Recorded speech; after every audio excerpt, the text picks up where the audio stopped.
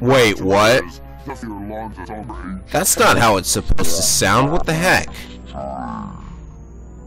Silly recording software. That's not right at all. Alright, we're back. Here we go. This is how it's supposed to sound.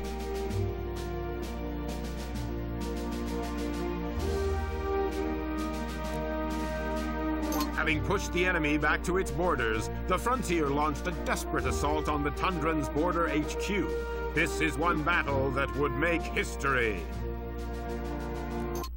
So, thinking about it now, I might have been a little too harsh on this game over the past few videos because, you know, complaining about every little thing that the game gets wrong. Always complaining about tutorials and how those first 5 missions do a terrible job with it. Well, this is my favorite level in the game, so I'm still going to complain about it. 10 Hut, Commander! All available intel suggests that Tsar Gorgi's holed up at an HQ facility in the borderlands. The enemy is dug in deep and controls a number of facilities positioned strategically around the River Rubicon.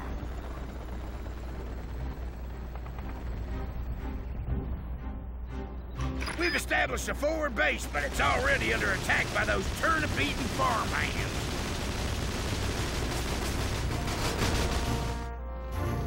Lucky for you, there's a fast attack recon on patrol in the area. Get it down to that HQ pronto. This situation seems familiar. Oh well, big explosion, followed by a short recon segment. This is gonna be an awesome level already, I can feel it! Oh hey, Exylvanian grunts. I guess we didn't get enough of them in the last level to establish that Vlad is up to something here. So there are a couple of grunts here, and they actually count towards your power rating, and there are even more hiding in the tents, and those count for your power rating, which I don't really like. You should be able to just skip this entire place, because you can, but, you know, if you do, you're not going to get that sweet power rating. And even weirder, not only do the grunts count for your power rating, the mining equipment does too. And this one takes a lot of bullets. I don't know why they would require you to destroy the mining equipment for your power rating. I mean, when you do, Vlad says this. Your actions only provoke me, Commander. Someday you shall feel the full wrath of Exylvania. And then Battalion Wars 1 happens, I guess. So yeah, it turns out that a little Easter egg is required for your rank. I don't know why, but we have another big jump here, and if you go off the ramp at precisely the right spot right there, you'll make the recon spin, which is completely awesome. So we have an HQ here, and it's under attack by Tundran grunts. Let's ignore it completely and go capture that barracks. And make the recon spin, too. Now, see, the thing is, by the HQ there are a couple of MG nests. Those are all you need to defend the HQ from the grunts, because it's only grunts that ever attack the HQ. So the MG nests are all they are going to need over there. You'll notice that the warning goes off that shows that the flag is being taken and grunt goes flying in the air. That's completely awesome. But the MG nests have it under control. Don't worry about it. So we can capture this barracks before the HQ is done being defended. Way before we're supposed to. Assuming that the barracks doesn't spawn another grunt. Okay, they managed to spawn another grunt, but that's okay. We have mortar vets and anti-air veterans here. Mortar vets do what they always have done, but they're not quite as overpowered. Probably because you don't get them nearly as often as you did in Battalion Wars 1. And all it takes to tell you what the mortar vets are good for is a single line by Herman. That is good. We know how to control infantry. We know how mortar vets are probably going to work, and you know, a few seconds of experimentation is all you really need. So that's good. They didn't need this big tutorial to introduce the new unit. Just make one little line about how they work, and we're good. Anyways, the factory respawns recon units, and this is the only mission that you're going to see the Tundran recon. So enjoy it while it lasts. The mortar veterans are good again for taking out the recons. Now, the infantry by the factory and airbase never respawn, so go ahead and take those out with the recon as quick as you can, and then bring in the other units. Capturing the factory does not, in fact, give us a recon, it gives us a heavy tank. Well, it does respawn our recon, so that's... I'm going to send the heavy tank to defend the barracks, because after capturing it, the enemy assaults the factory in an attempt to take it back with bazookas and grunts. So your heavy tank is at risk there. And here, I'm going to draw the gunships away from the airbase so that they fly over towards the anti-air vets and get shot down. And that'll put them out of the sky. The unfortunate thing about this mission is that the enemy never tries to attack your facilities after they've been taken. They just sit there. I mean, they'll try and take it back with a single counterattack, but that's it. And it's always telegraphed, too. Like, he'll announce over the radio exactly what he's going to do. In fact, I also happen to know that these anti-air veterans here, they try to take the airbase back after it's been captured, so I'm taking them out now so that that isn't an issue. The anti-air veterans have a very good chance of destroying one of your gunships after you've taken the airbase and gotten gunships. Spoiler alert, airbases give gunships! So I like this mission a lot because it's open-ended. After you take that barracks, you can take out the airbase or the factory, and then go to the whichever one you didn't capture, and then start working on the other barracks. It's really nice in my opinion. This is pretty much what I want to see in most Battalion Wars missions. A number of facilities that you can capture, maybe allow us to choose what units come out of those facilities somehow. I don't know, I haven't really thought of it all the way through. But you know, this is just the kind of level I like to see. Anyways, now that we have gunships, we can demonstrate their extremely long range. This is something that the Frontier gunships have, that the other armies' gunships don't. Very long range. Just lock onto something, start shooting at it, you'll probably hit it. Which means we can take out the auto gun defenses at the other barracks before they can become an issue. So once they're out of the way, we can send all of our units to take out the other barracks. With the heavy tank, they should find it no problem. Don't send the recon because it'll rush straight to the flag and get destroyed. That's how its AI works. AI recon's not very good. And these RPG towers probably aren't a problem, I might as well take them out anyways. And don't attack the barracks with your gunship because there are anti-air towers sitting next to it, which our units are probably going to have destroyed by the time they're done capturing the barracks. Anyways, capturing this barracks doesn't get you any new units, which is not really a bad thing, but you know, it's kind of disappointing. All it does is make your infantry respawn faster, and if you're trying for an S rank, that's not really going to be much of a problem because you're not letting them get destroyed anyways, right? Right? Some RPG towers are up ahead here. Easy prey for the gunship. Now, this next RPG tower is a little sneaky, but first, Grunt goes flying again. It happened 2 times in this mission. That's pure luck right there. Anyhow, the RPG tower is rather sneaky. It's sitting behind a building there. Anyhow, we have a cutscene introducing us to the Tundran HQ for some reason. Actually, this cutscene is a pretty good idea because it lets us know that there's a battleship nearby. The Tundran HQ in this mission is heavily defended, and it's one of my favorite challenges in the game. It's not something that you can really do your first time down. You have to either be very careful or you know, plan your route and then go at it. Anyhow, the first thing you've got to do is have your gunships take out that battleship, because that battleship is a very big threat to your army as it's approaching the HQ. Now, I made a little mistake here. You should not ever send the recon to attack a facility because it will rush straight to the flag and get itself destroyed. Anyhow, with the battleship out of the way, it's time to get rid of the MG nests and auto guns. This shouldn't be too much of a problem, although I probably should have waited before sending my entire army to attack the flag. because they're going to rush straight past the autoguns and not try to destroy them. It's not nice. And as for the time limit, you know, I wondered why in a couple missions back there was a 14-minute time limit. That is actually there to create a possible lose condition.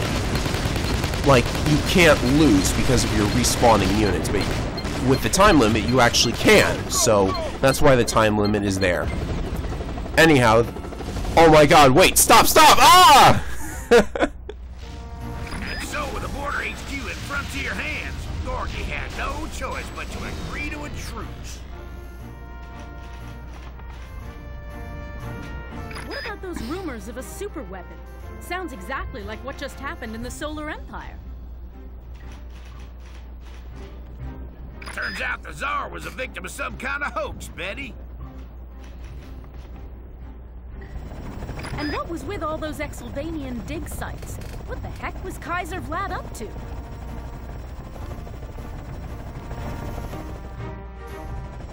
Never did find out. As soon as the peace treaty was signed, the Xers fled the scene.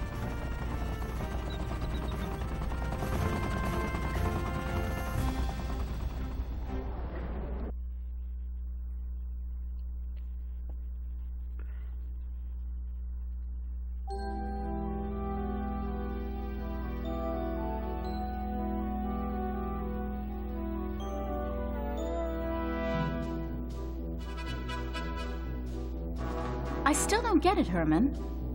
What does this have to do with the present conflict?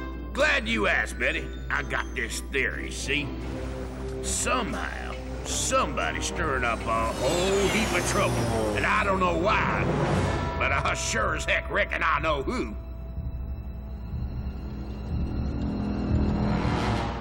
Recycled stock footage, anybody? You know, they should really know who it is that's doing all of this and why. You know, you just gotta inform the Solar Empire about this whole superweapon mess and, you know, everything would be okay. But hey, that would mean less missions, and it's time for the next campaign. I love spinning the globe like that. Campaign 2, the Anglo Isles, present day. In this campaign, you take command of the battalions of the Anglo Isles. Your country faces a fierce counterattack from Admiral Akira of the Solar Empire and Marshal Nova of the Tundran Territories. Colonel Windsor and Commander Pierce, the commanding officers of the Anglo Isles, will have to fight with everything at their disposal if they are to resist this combined attack from two nations. Save your homeland from the Solar Empire and the Tundran Territories. The Solar Empire has launched its counteroffensive on the Anglo Isles, seizing its naval shipyards. Commander Pierce must reclaim those docks.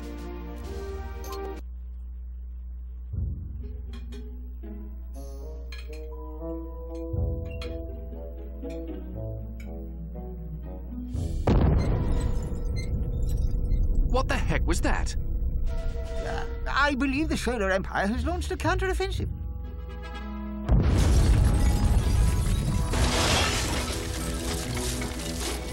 Pass the salt, would you, Commander? There's a good chap.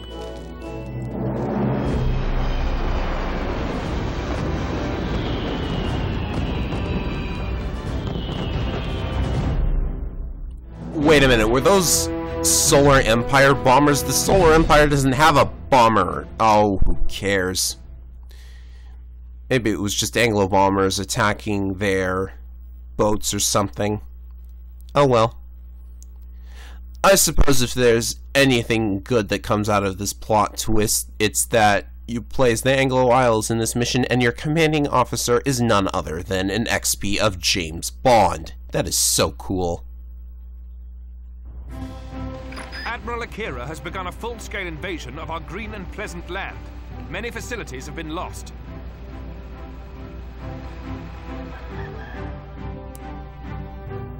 If we can recapture the docks at Port Hampton, we'll have taken the first step in reclaiming our kingdom.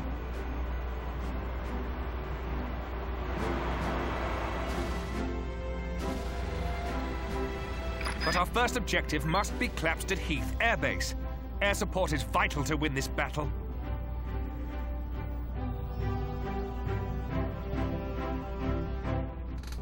Air support will certainly be vital considering that we have the Tundrans to deal with as well. Spoiler alert. Anyhow, the Anglo campaign begins with the enemy sending a heavy tank our way. Unfortunately, 2 light tanks always beats a single heavy tank. In fact, a single player-controlled light tank would beat a heavy tank, but hey. Why would you send a single heavy tank? Like, you've got way more than that, dude. This is such a puny battalion that we're beginning with here. Oh well, at least he's sending in bazooka veterans to destroy our tanks, but we kind of have mortar veterans. Yes! So this airbase is so poorly defended, I don't even need to talk about it. It's literally just a bunch of grunts. You can even destroy these tents and grab their fuel jerry cans.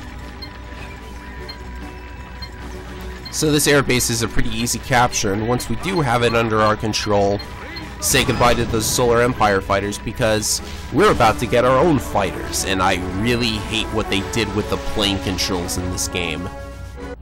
But first, cutscene. Hey look, Tundran gunships. Okay, so apparently Tundra only cares about being a good ally as long as they're on the enemy's side, I guess.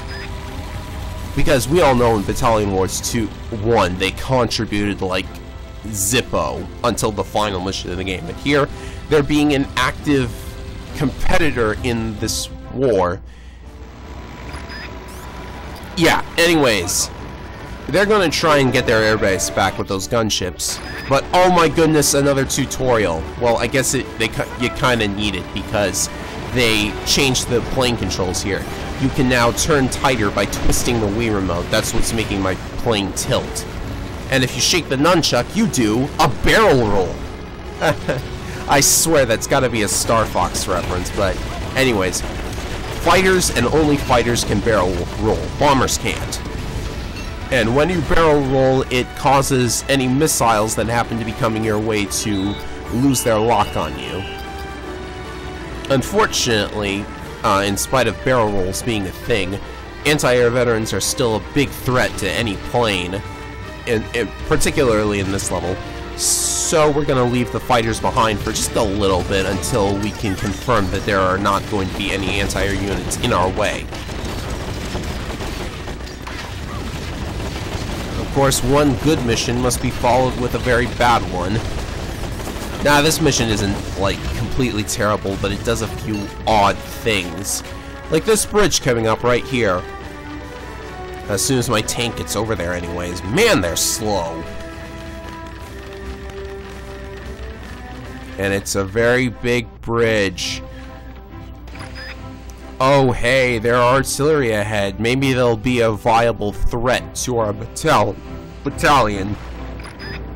Oh, wait. We're so lucky those battleships just popped into existence as soon as the camera panned over the artillery. Oh no, a heavy tank. We're probably going to have our battleship shoot it off the bridge. Battleships? Hello, are you going to fire at it? What are you waiting for? Wow. Good going, battleships. I order you to fire at the heavy tank and you don't. And don't give me the excuse of, oh, I was sitting under the bridge. I couldn't shoot at it without blowing the bridge up. No. But seriously though, we have battleships in this mission. That's a huge help. I kind of wish those artillery weren't dispatched in the cutscene, but hey, you know, what can you do? Also, my light tank's looking... Oh, hey, another artillery! So that's what was shooting at my light tank. Good thing these tents have jerry cans in them. Why are you so liberal with distributing jerry cans like that? I guess because infantry don't drop them? Then I don't know. Gunships are going to annoy you throughout this level. This is what composes the primary threat of this stage. you have to use the fighters to get rid of the gunships, but you don't want the gunships, the fighters, excuse me, straying into the range of any anti-air units that happen to be nearby. Like those AA towers over there. That's really what the battleship is for, destroying fortifications like this. And there are a couple of POW camps in this mission in case you run out of infantry, so let's go and take care of that. Now, I like that this POW camp is outside the range of the battleships. You're not getting any help from those bad boys. Down here, unfortunately, it's just a bunch of grunts and an MG tower. That's all this camp is comprised of.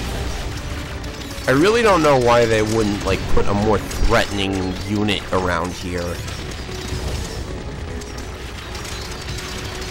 And what's worse... Oh, but here's something interesting. The gunships can actually attack the battleship while you're away here. That's pretty threatening. But, here's the thing. They captured a light tank. Yeah, they're not fixing that particular issue. Anyways, it's time to order the fighters to get rid of the gunships. Fortunately, fighters are fast and can attack the gunships quickly from wherever they happen to be on the map, so that's good. We just have to take out those anti-air veterans before they become a problem for the fighters. So I kind of like how this level is designed, even though it kind of like it gave you those free artillery destructions in a cutscene, which I don't like, and I don't like that the tutorial was necessary for the fighter, but still, this mission, pretty good. So let's see, we have 1, 2, 3, 4, 5 unit types. That must mean that there's an additional unit type in the POW camp ahead, but first, artillery. Boom.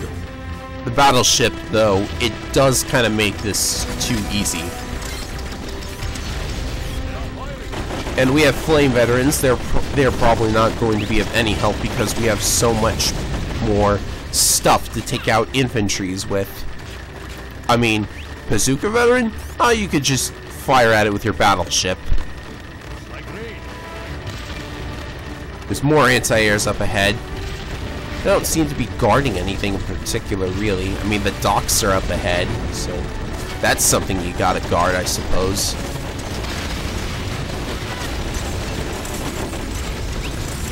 And the flame veterans are good for taking out anti-air infantry, no doubt. Oh, these RPG towers seem to be able to fire at us from a distance. I should have actually gone in with a battleship first instead of trying to attack with the rest of my battalion as well. So yeah, that wasn't a good showing. I actually lost a light tank there. Now you'd think that the light tanks would be worth a lot for your technique rank, but apparently they're not. You know, constantly attacking with gunships, you know, eventually that's going to stop working. I mean, it hasn't worked at all quite yet. We have fighters. Why don't you send something to get rid of our fighters? Oh wait, they respawn because of the airbase. So why don't you capture the airbase while we're distracted? I mean, you could fly a T-copter over there and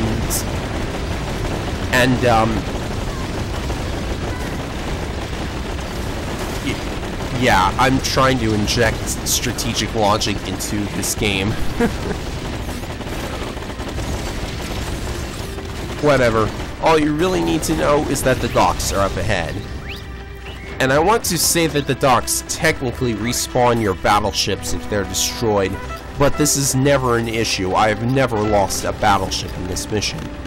Not in this part anyways, and oops, I guess they got a beat on my fighters. I hope that doesn't hurt my technique rank. Now, when I say I've never lost a battleship in this mission, I don't mean in the part where you're capturing the docks. And oops, I should have destroyed the RPG towers first. But as you see, the gunships are actually going to cause a problem here, and I think, yes, they managed to get one of my battleships. That wasn't too fun. So we've taken a number of casualties, but we've gotten the docks now, and it looks like they get the last laugh, though, because they managed to destroy a couple infantry after I had already completed the objective. But the gunships there, is it just me, or did they spontaneously explode as soon as the docks was captured? And now for the big twist. The Solar Empire has captured a sea fortress! And we only have 2 minutes to destroy it before distress call gets sent out. Okay. I don't see why this part of the mission was necessary at all, but... You know, this part of the level is actually so easy that I wonder why it's here. First you take out the artilleries with the battleship. And then all you have to do is attack the sea fortress while your fighters take out the gunships. It's so easy and simple. There's nothing threatening about the sea fortress.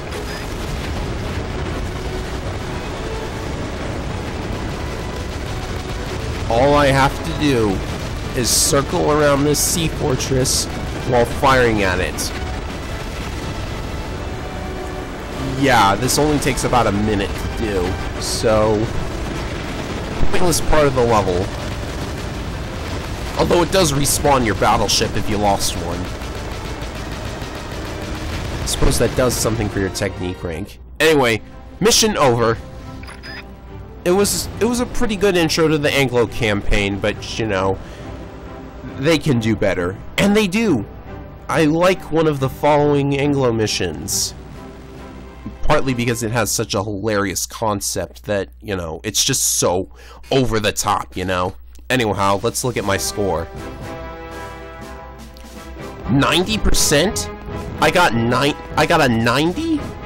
And I missed an infantry and a vehicle somewhere?